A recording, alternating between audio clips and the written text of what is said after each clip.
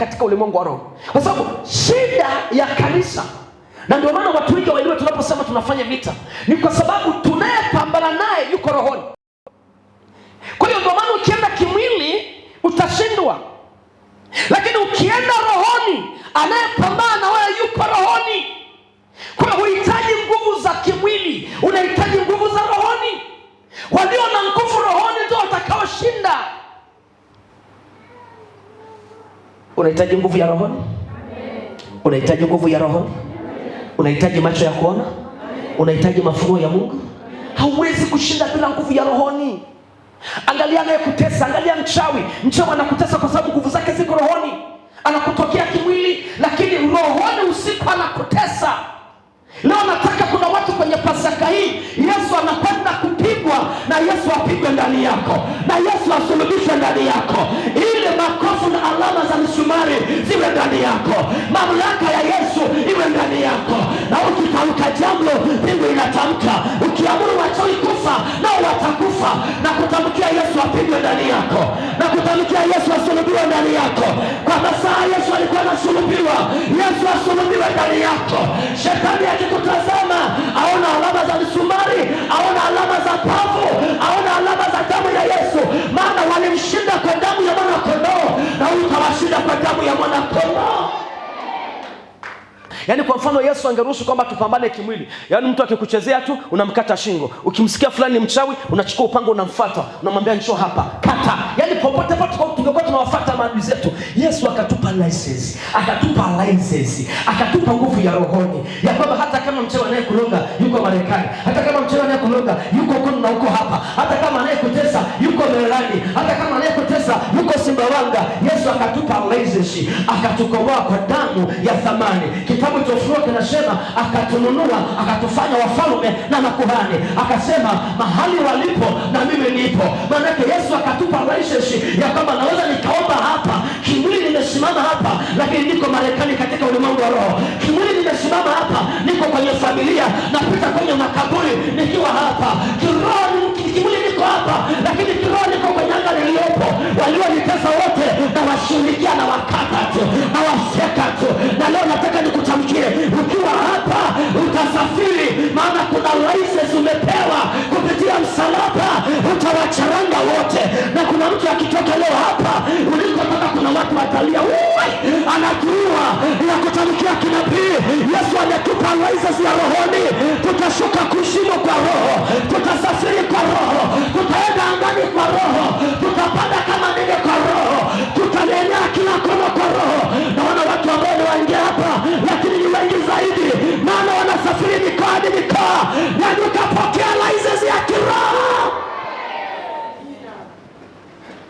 Yaani unaweza ukafanya maombi hapa, ukamtokea mtesi wako popote alipo. Sema basi amina. Leo naenda kuchimbika msalaba wa Yesu kwenye anga uliopo. Ingawa uko madhabahuni, kila wakupiga runinga wanakuona na wewe uko katika ulimwengu wa roho, umefanishwa mavazi ya kikamanda, umefanishwa silaha za moto, hawatakuweza. Natamka nyumbani kwako kuwe fire, natamka kazini kwako kuwe fire, natamka ardhi yako iwe fire, natamka mwili wako iwe fire, natamka kila mipango ulionao mwaka huu iwe fire, natamka ardhi ya kijana wako iwe fire, natamka shughuli za watoto wako iwe fire, natamka getini kwako iwe fire, natamka kila kaburi aliyochimba, kaburi lisiloshinda makaburi yote tunasimamisha pale. Msalaba ulioshinda misalaba yote tunasimamisha pale. Hakuna kuzika mtoto, hakuna kumzika mama, hakuna kumzika baba, hakuna kumzika mtoto wako, iwe kwa ajali, iwe kwa chochote. Inakataa roho ya mauti. Hakuna kukosa kazi, hakuna kukosa ajira. Kibali chako kiachiliwe kama Yesu alikubalika, na vitu vyako vikakubalike. Aishi ningekuwa naongea na watu mashujaa hapa, wangesema tunapokea nguvu ya msalaba. Sema fire, sema fire. Mguse mwenzako, mwambie sasa naenda kusafiri. Kama ambavyo unatokewa na wewe vitu vinakwama, tujui kitu gani kinakwamisha, ndivyo ambavyo na wewe leo utakwamisha vitu vyako. Ndivyo ambavyo Mungu atakutumia, utakwamisha vitu vyako. Kama hujasikia nasema, ninaweka mtu anaitwa Sara hapa, kamekuwa balaa, kanatukwamisha, Jana tu kwa vitu vyetu haviendi. Yaani nataka niseme Yesu leo atembee na wewe katika ulimwengu wa roho, na uwe rohoni. Vitu vya wachawi vitagoma, vitu vya mizimu vitagoma, kazi zao vitagoma, kila walichokuzuilia nacho leo tunaweka beria kwenye njia zao. Sema fire. Hatua za mtu wa Mungu ziachiliwe. Sema hatua zangu ziachiliwe. Sema hatua zangu ziachiliwe. Kwa lazima udai nguvu. Angalia kitu kimoja. Yesu kabla hajaenda msalabani ilibidi aingie kwenye mapambano na vita katika ulimwengu wa roho na shetani na sio watu. Sema amina. Nisome kitabu cha Luka. Kitabu cha Luka mlango wa 22 mstari wa 40 hadi 44. Kitabu cha Luka mlango wa 22 44. Anasema yakawaambia kuwa ikiwezekana. Angalia, Yesu alikuwa amefika mahali anakata tamaa. Msalaba ni mzito. Amefika mahali anaona msalaba ni mzito, hawezi kubeba. Alafu anaomba wanafunzi wake, roho yangu ina huzuni kiasi cha kufa. Basi kesheni pamoja na mimi muombe hapa, halafu niende nikaombe. Kwa nini? Yesu alitakiwa kubeba kusudi la Mungu. Na shetani amewavaa watu, wanampiga vita, wanamsema, wanamuumiza. Halafu vita vimewaka, anasikia jakamoyo, anasikia fadhaa, maana tayari kuna kitu kiko mbele yake anatakiwa kufanya na vita imeinuka. Maandiko yanasema alipofika pale msalabani, pale Getsemane, nafsi yake imeinama, anaomba maombi haya: Baba, ikiwezekana kikombe hiki kinihepuke, walakini sio mapenzi yangu ila mapenzi yako yatendeke. Manake siwezi kubeba msalaba. Kama ambavyo kuna vitu unapitia unasema siwezi, sidhani kama nitashinda, sidhani kama nitaolewa, sidhani kama nitajenga, sidhani kama nitapata kazi. Lakini ifike mahali mwambie Bwana, mapenzi yako yatimizwe. Lakini nataka nikwambie hicho unachokibeba ni kikubwa sana. Ukiona unapita kwenye wakati mgumu, kinachokuja ni msalaba umesimamishwa mbele yako ili ikuteshe. Lakini nataka nikwambie huo msalaba Yesu atakutia nguvu, hautaona ni mzigo, utaubeba mwenyewe. Kama ni msalaba wa ndoa, kama ni msalaba wa kazi, kama ni msalaba wa kutengwa, utaubeba mwenyewe. Nataka nikwambie kuna nguvu itakuja juu yako.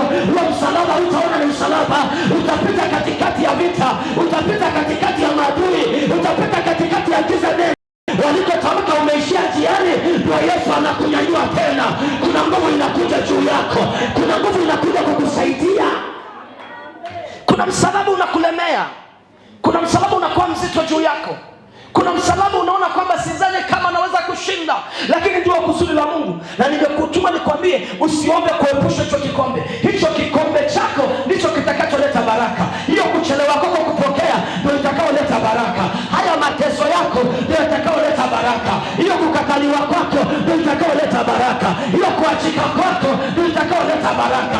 Kupita kipindi kigumu una kazi, unaandaliwa kupata kazi kubwa.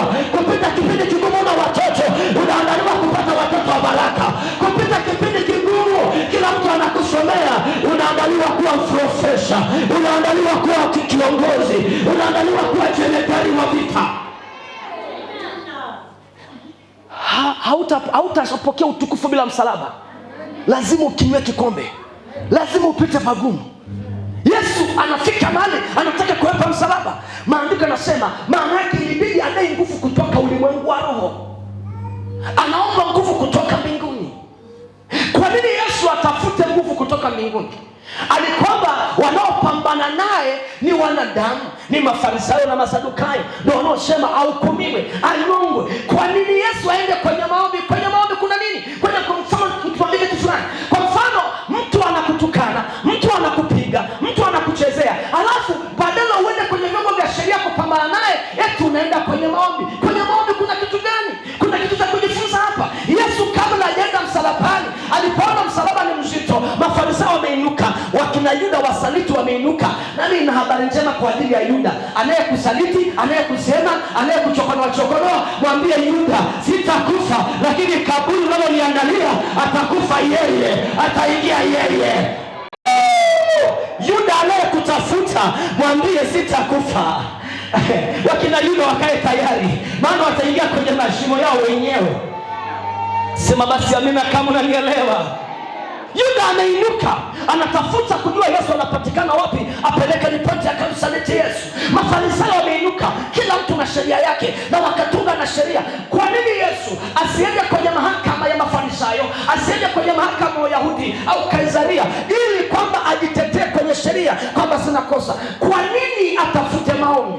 Ni kitu kinachoshangaza mtu, shangaza wote. Yaani wewe na kupiga mama Eliasi, badala uende kwenye mahakama unishtaki, wewe unatafuta maombi. Kwenye maombi kuna kitu gani? Yesu alijua hao wanadamu wanaonipiga sio wao, shetani amewavaa. Kwa hiyo ninapomwangalia binadamu sio binadamu, shetani amekaa ndani yake. Kwa hiyo sipambane na binadamu, napambana na shetani. Kitu gani shetani anaona? Anaona Yesu ni shujaa na ameshatabiriwa, na shetani anajua kila kitu ya kwamba mambo yake yanakwenda kuharibika. Kwa hiyo anawavaa wanadamu wakuseme, wakukatisha tamaa, wakuchafue, vyovyote watakavyosema. Naomba usipambane na mtu, pambana na aliyekaa nyuma yake, pambana na anayemsukuma. Kama ambavyo kuna watu wanashindana na wewe leo, nawatangazia hawajajua una nguvu ya nani. Wanaopambana na wewe na watangazia waje taratibu, maana kuna nguvu itaingia ndani yako. Hawapambani na wewe, wanapambana na shujaa wa msalaba. Vita sio vya kwako, vita ni vya Bwana. Sema basi amina. Amen. Sema amina. Amen. Nikajiuliza kwa nini Yesu aende kwenye maombi? Maanake tukio hili sio tukio la kimwili, ni tukio la ulimwengu wa roho. Maanake kinachopiganiwa sio mwili, kinachopiganiwa ni kitu anachokibeba Yesu. Amebeba ukombozi kwa ajili ya dunia. Na shetani anaona hii kitu kinakuja uwengi, na shetani akapiga makofi akasema amemaliza. Akawa anashabikia anarukaruka tu. Akawavaa na Wafarisayo wakina Yuda. Maana anasema shetani akamuingia Yuda. Maana yake Yuda unamwona kama binadamu, lakini ndani shetani amekaa. Unamwona mtu anakupinga, lakini sio ndani yake shetani amekaa. Unakumbuka Yesu alimwambia Petro, rudi nyuma yangu wewe shetani, maana uyawezi mambo ya nani? Sasa Petro anakuwa shetani, lakini sasa shetani amemvaa. My God, Mungu anifunulie wanielewe. Ulimwengu wako wa roho, usipambane kimwili. Usipambane na watu waliokuzunguka wanaokupiga vita. Usipambane na wanaokuzuilia riziki. Na usiwalaumu na usipate jakamoyo. Nenda kwenye uwanja wa ulimwengu wa roho. Shetani ameshaona, huyu Neema anapambana, akivuka hapa sio kwamba tu amevuka, wengi wamefanikiwa kupitia yeye. Haya, zuieni. Wakawa wanamzuia Yesu. Yeye hakikisheni anakata tamaa. Hakikisheni mnamkatia tamaa. Na Yesu akajua kabisa, angalia, kuna saa wale ambao wanafunzi wake, najua